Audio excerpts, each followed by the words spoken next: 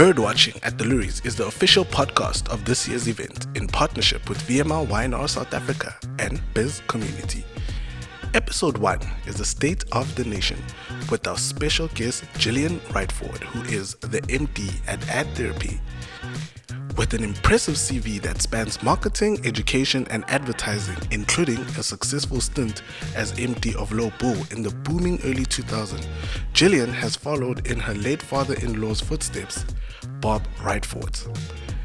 Now, through Ad Therapy, which she started in 2007, Gillian consults to most of SA's biggest brands and agencies, helping them achieve better skills, better relationships, and better results.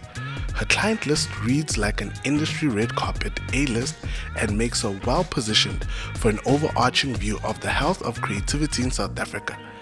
So, we asked her to share her no-holds-barred views on the state of the industry, what we're doing wrong, and how we can be better. Her thoughts are enlightening. Welcome, Gillian. Hello. Hi. Thank you for having me. It's a pleasure. So I think the best way to start this off is, tell us maybe about the pieces of work you're most proud of, in your time that you were involved in agencies. I think looking back, it was probably the Dulux campaign that put us on the map. It was a campaign where we'd actually been briefed to do advertorials. And the brief was to get people excited about 7-year guarantees on their paint, and it was really, really dull. And the creative team, which was Andrew Whitehouse and Justin Gomes, were bored, and they came up with this incredible idea of any color you can think of, and then taking really crazy examples and putting it together with color. And we did it as a proactive campaign. We didn't tell the client we were doing it, but we then went and did a lot of strategic research to back it up around the choice of color, etc. And we sort of presented it as a fait accompli, and the client was furious with us. But it completely revolutionized their business, not just the sale of the paint, which went through the roof, but it actually just revolutionized their entire business from top to bottom. So it was incredible. It was an amazing success I can just imagine, and it's usually clients like that we never actually think would come up with such great work. But I'm sure also in your time you've had work that you were jealous of, that you admired from another agency, that you were like, oh, I wish I had a hand in that. Can you give us a little insight on that? Yeah, I'll give you two. The one that I still to this day feel jealous about is Always Like a Girl. And the reason why was that we used to handle the Always account in South Africa, and it was terrible. And we had very, very restrictive parameters that were set by Procter & Gamble for us. And we were doing testimonials, and they were boring, and we had a German guy that flew out with a ruler, kid you not, to measure that the curtain was the right amount of space away from the window frame. And the freedom that campaign and the depth that campaign Always Like a Girl achieved, and the depth of insight around young girls, and that at a point in puberty, like a girl becomes a negative, and it's never been a negative. Man, oh man, I was jealous. That was just extraordinary. Locally, I think we've got such freedom in South Africa to do fun stuff, and I must say, I think the creepy crawly work was just fantastic. It captured a zeitgeist of coming out of lockdown. We all watched that thing about the octopus, my octopus's teacher. We all fell in love with the octopus, and then to parody it so magnificently and so cleverly, I love that. I think it's a great piece of work. No, definitely, I agree with you. So coming into this creative week, and it's the Loeries 45th week of the Loeries happening, I mean, what would you say has been the impact of the Loeries on you as an individual and some of the work that you've been a part of? I think that growing up in the ad industry, the Loeries was the benchmark. It was the aspirational benchmark of really great work. And so it was always an inspiring award, and especially if you obviously win the big ones. But I think even craft awards, even categories that weren't necessarily the big shoot the lights out categories, to win in Loeries was always amazing and a validation of the work that we were doing. No, definitely. And looking back, is there anything that stands out historically, and what mostly do you look forward to in these 45th awards? I think it's always nice to have almost an archival look at what's been done in the year, because truth be told, we don't see all the work, and that's not to say it's scam, haha. But it's just there's a lot going on and we don't always see it. So it's always a really nice opportunity just to kind of get a sense of where the industry's at and to see pieces of work that are really impressive. I have a funny thing that stands out for me for all the years that I went. I think it might have been for Dulux. I think we were winning a lot in the night, and my creative team, who had been up 5 times before, actually took me up with them. And it's an interesting thing because I don't think that we recognize the value of account management enough. And I don't think we necessarily celebrate the people like strategy who are working to get the thing done and to get it sold. And I remember going up on stage with them, and I think they dragged the client up there too. And it was just a beautiful moment because that's what it's about. Creativity is not done in isolation, it's a team. Yes, that's very much true. And I mean, now that you are working more on the client side, I think an interesting perspective would like to know from you is what has changed for clients in terms of creativity trends in the South African sphere? So I think that I think 2 things have changed. I think one is the workload and the fragmentation of media, fragmentation of channels. I think integration is really, really difficult for marketers to achieve and to do it well. Ironically, if you have a really powerful big idea at the start, integration is so much easier to do. And I think that what should have changed and what has changed but is not coming through yet is the proof that creativity is effective. There's more and more research that's been done globally and locally here, and that we're talking about this all the time, that creativity is the second most powerful lever for growth. Clients want growth. Clients don't know how to get creativity necessarily. So there's a trend there, but it's not pulling through yet because they're not always sure of how to get it. So just unpacking that a little bit, right? Saying that it's not pulling through yet, how would you then like to see it unfold, if anything? I think the biggest thing for me is that marketers understand the why, that they understand the fact that this is part of their job. Making great work is as much a part of the marketer's job as it is for the agency. And unless they truly, honestly believe it, they're not going to buy it because they're going to feel that it's too much of a risk. What they need to realize is that the risky work is the mediocre work. And they need to work really hard with their agencies to unlock that and to be comfortable with the fearfulness that it does evoke, because it is scary to do something that's original. So yeah, I mean, I think they need to become believers, and there's enough resources out there for them to actually do the work, and to find out what works, what good looks like, and why they need it. Definitely, I agree with that, and I mean, in looking at the South African context once again, do you really think that creativity is in a healthy place, and why?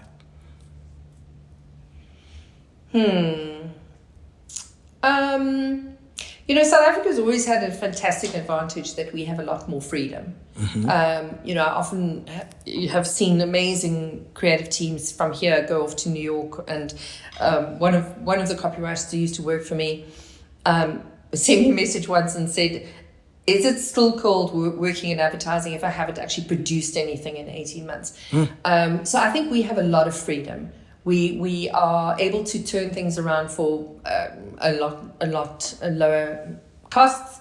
And because we're a smaller market, some of our clients trust us more.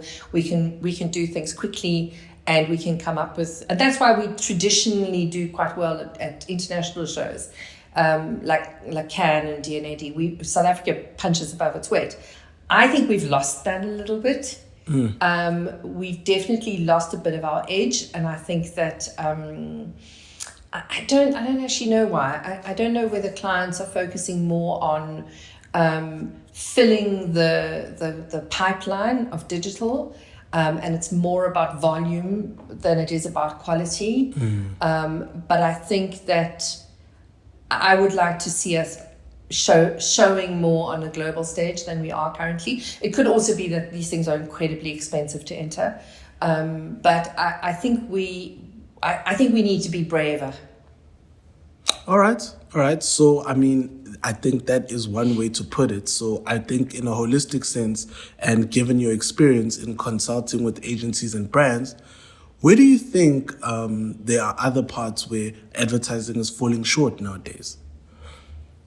I think briefing is still problematic. I think that briefs are too vague. I think that briefs are a checklist of work that needs to be done rather than anything that's inspiring and very clear in terms of crystal clear insights and objectives. I think that's still a big issue.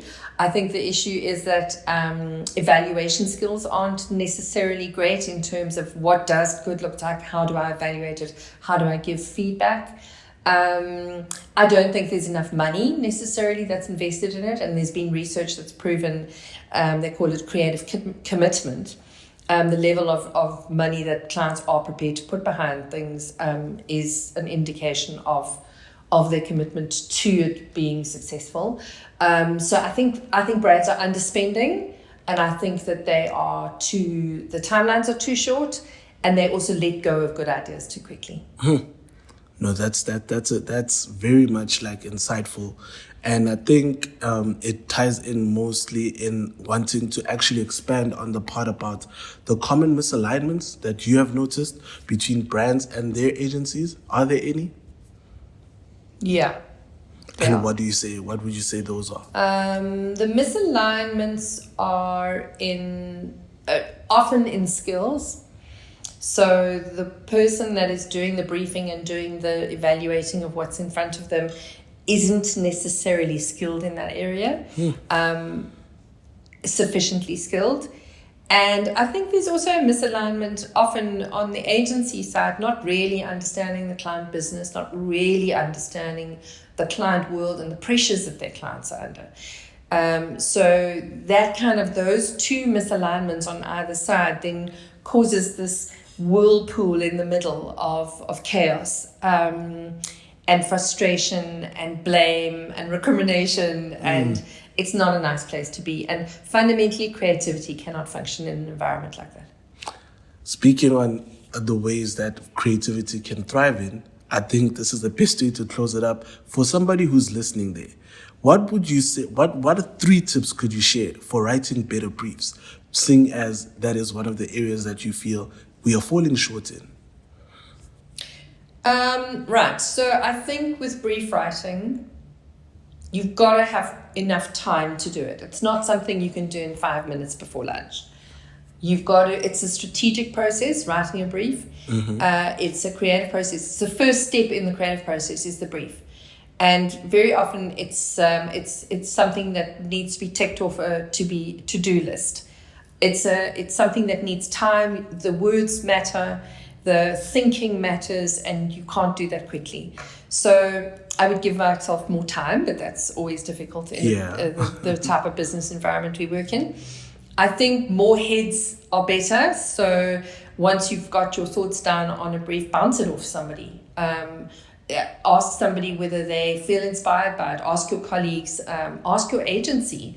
And I think I think it needs crystal clear clarity on the objective. What is the job that this piece of communication has to do? You can't have 5 objectives. No, you're not allowed. You're allowed 1. That's it. And the yeah, I mean, I think it's important to bear in mind who the audience is for the brief. You can write a very businessy language brief, but who's the audience? Is the audience going to understand it? Are they going to be inspired by it? Is it going to motivate them to do? Is it going to unlock great thinking on their side? Think about who your audience is and write for them. That has been such an insightful answer to that.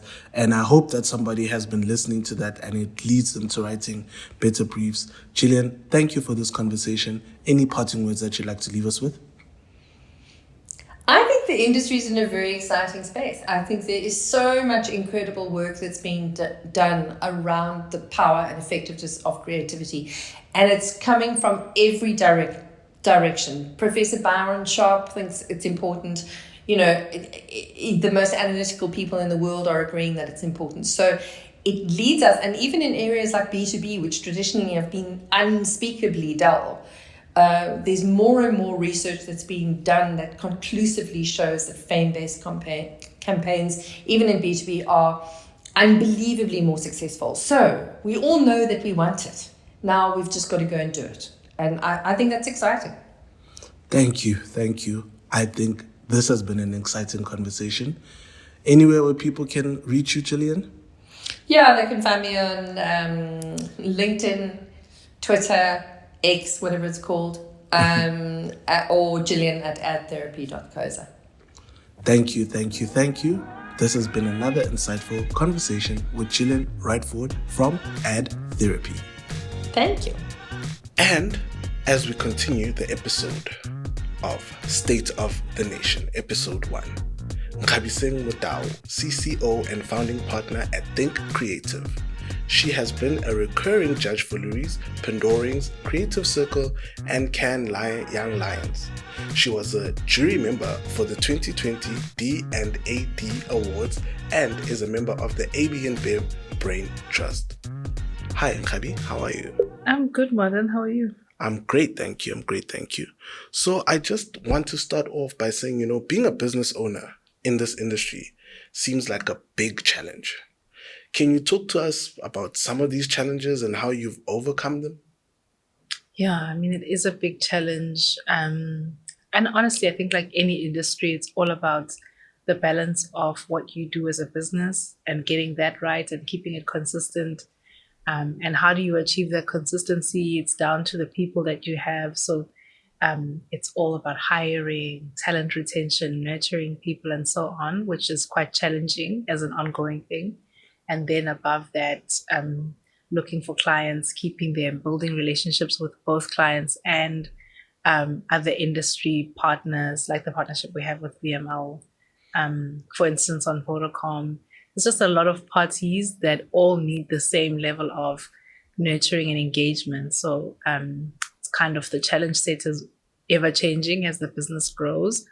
And in terms of how we overcome it, it really is just taking it almost a day at a time. So what are today's problems, challenges, fires that we need to put out?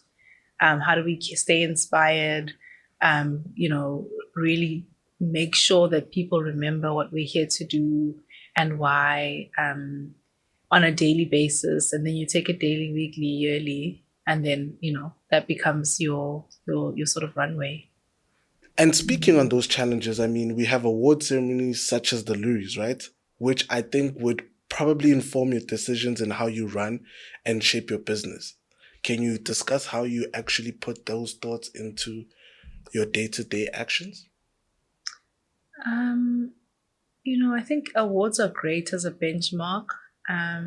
They're great as an inspiration tool. And in business, we need both of those things. We need to be able to look at the work that we're putting out relative to the work that the rest of the industry is putting out at any given time. And that's both on the continent and globally. And I think in terms of serving as inspiration, it's always great to come down to the Loeries or even hop online onto the Loeries online portal and look at what's winning, what's doing great, what's done great in the past, just to give ourselves that jolt of inspiration to remember the kind of work we love and we come to work for as well. So I think in those two ways, there is a parallel. No, definitely. I do agree in that. And I think you've worked on many pieces of work in your time in the industry. Can you tell us about the ones that you're most proud of? Myself. Okay. It's just so much. Maybe let me start more recently. There's a piece of work that we've done this year on Vodacom called the Hearing Challenge. Really love that work because it combines two things that I enjoy, which is music and technology in the form of social networks, technology in terms of what's possible with apps today in order to do good, So taking Here's a Day, an application that is powered by our client Vodacom that allows people to start testing their hearing before they even seek professional help about hearing loss. Something that you don't really get to talk about very often, especially when it comes to young people, teenagers who then love music, love social media. So finding an intersection of those three things, I thought that idea was really great. And the team that worked on it, I feel, did an amazing job. It was just an enjoyable piece of work. And then maybe a little bit further down, recently we did a piece of work for the National Freedom Network against trafficking. And we did it with a piece of radio combined with PR quite cleverly. And I think being able to use communications to somehow do good, you can see in these two pieces of work as examples, I find very interesting right now. But I mean, over the years, I've worked on such different campaigns, everything from Share a Coke with Bobby, which is one of the biggest global campaigns I've worked with to date, down to pieces that you just love to sit down and craft, you work with illustrators, I've done a lot of that over the years. So it's just hard to pick. No, I can definitely hear that it's quite a challenge. But since it's so hard to pick, maybe let's talk about the future and what you're most looking forward to in this 45th year of the Loeries. Yeah, I can't believe the Loeries is 45. Just it's really exciting. I think I'm looking forward to seeing how the Loeries changes as the industry does. We all dealing with the kind of it feels like sort of crossroads where the technologies have changed quite substantially more than they have in the last 5 years before. So how does the Loeries, the work, the agencies respond to that? At the moment, we're in a bit of a weird economic sort of downturn, but I feel like that's when, especially here in Africa, the ideas really rise to the occasion. So also excited about that. And then I think I'm just also really inspired to see the Loeries become a more inclusive organization in terms of the diverse people it attracts to judging, in terms of the kind of people winning awards as well. I think if you did a side-by-side photo gallery, you'd be able to see that beautiful sort of transformation over time. And I think that leads me into the second question of why is representation in advertising so important? It really is down to, I think one of the awards internationally have a program called See It, Be It. And I think that's it, right? If you can see it and this is in your own mind, then you create the idea that it's possible for you to be it. And I think that's what it is. It's about seeing the right level of judges, people that look like you, that maybe you feel like you can attain it better. And I think that's one level, being able to let people who are coming through the industry and growing in this industry to be able to see something that gives you a hint that this industry is for you too. But also the quality of the work and the kind of work becomes richer, more interesting, more representative. So in order for the work not to suck, it just needs to get more diverse, This is true. This is true. And I mean, you're a co-founder of a Black woman-owned agency. So how much responsibility do you feel to be a pioneer in such a changing industry? Quite a bit. I think at the same time, it's interesting, I think, being a Black woman in this industry, because on some level, you're also trying to still find place. I mean, I know it sounds crazy coming from someone like me, but it is the truth. As an agency, we're still trying to carve out a space for, people like ourselves. There's still very few Black female-owned agencies, but also at the same time, also trying to create space for others. So you always navigating that balance, trying to bring people in, make it interesting, make it sustainable. So, that's actually one of the greater challenges. Speaking back to your first question, it's just navigating that balance and trying to make sure that you don't overburden yourself to fix a problem you didn't really create, but also not to shy away from the challenge that's there for our generation. And do you feel extra pressure to excel because you're different? If so, how do you channel that pressure in a positive way rather than letting it fester into anxiety and self-doubt? I think it does fester into anxiety and self-doubt, but you do have to find ways to balance it out, So some days anxious, some days crushing it, I think is fine. But I think for me, it's always like, what's the person's why? I really enjoy making advertising work. I really enjoy just being creative, sitting around a room, talking about ideas, or even just, sitting around a table, laughing at a concept, So I think for me, it's really about that. And then when I tap into that, I feel like that anxiety dissipates. The work actually comes out feeling fresh. You can feel a piece of work, intention and how much people put into it, I think, when you look at it. So yeah, tapping back into that. Yeah, that seems like it brings the fire out of you. We can tell from just the answers that you're giving us and how passionate you are and speaking to your why. I mean, now I just want to speak about how the messaging and advertising is not the only thing that's skewed, right? But also the research and it's not so representative. Can you tell us more about the research that Think Creative does?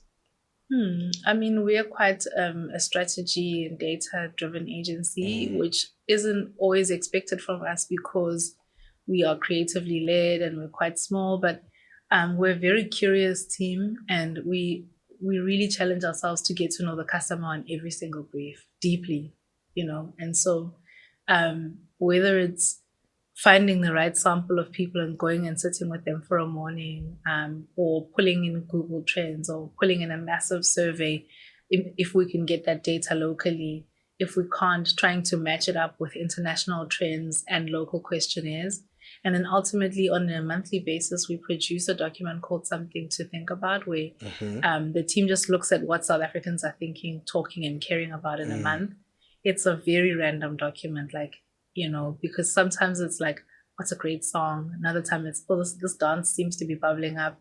Another month it's like really deep issues. There's protests, there's civil unrest, there's issues around service delivery or gender-based violence. But I think the randomness makes sure that we all kind of soak up the richness at least once a month, get together and just talking about what happens around us, because we can all kind of be in our own bubbles of consciousness. And sometimes I think of myself as someone who's very connected more generally in South Africa. But whenever I come across insights, like in a particular month in the dark, that I'm like, I never knew that, I've never heard that song, I've never heard that word, then it brings me back. You can't be everywhere all the time. So the importance of research and data mining and looking for the right level of insights, it just can't be overstated at all. I mean, I think maybe you have delved more into this, because this was going to be my next question, which is, what have your insights revealed about the decisions we as an industry have been making based on research that's not representative of the broader South African culture? I mean, one of the biggest proof points of that is like when there's a backlash for a campaign, Yeah. When like a brand goes out with something and like the whole world cringes and then it just catches fire on social media. And you're like, I wish I could have been in that room, or I wish the conversation could have preceded the campaign. And sometimes it's about like, I guess, people and brands. We do need hard lessons every now and then. But that like tells you if you, of course, if you not really hearing what people are saying and maybe going in with a level of tone deafness. So for me, that's what like tells you like if your research is skewed, or maybe even your team is not really that diverse, or diverse voices aren't making it into the work even though they're in the building. It kind of creates the scenarios where you get that backlash. Now, onto a lighter subject. Aside from being the boss, what's it like working in an environment like Think Creative compared to the other agencies you've worked in? Oh, that's an interesting question. I think it's a lot more agile and like dynamic because it's a small team, and we make decisions on the fly.